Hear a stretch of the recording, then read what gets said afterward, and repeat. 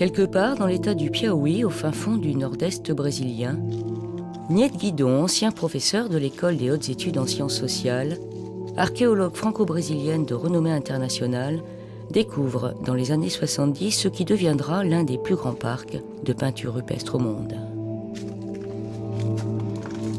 L'histoire débute ici, dans cet abri sous roche, avec la découverte de ces étranges peintures de style inconnu.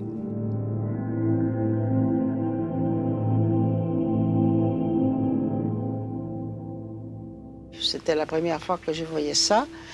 Et donc, il fallait savoir quand est-ce que ces peintures avaient été faites et qui les avait faites.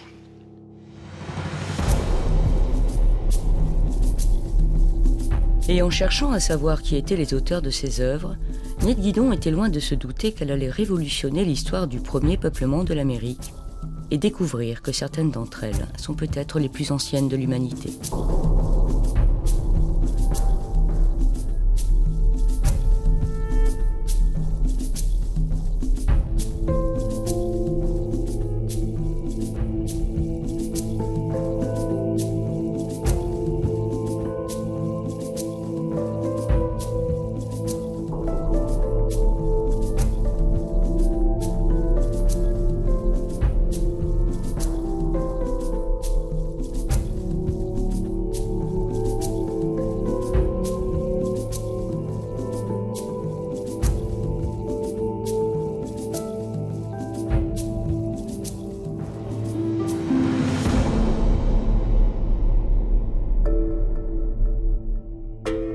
C'est près de la ville de São Raimundo Nonato, à plus de 1000 km de Recife, dans un parc de 130 000 hectares, que se situent ces peintures mystérieuses.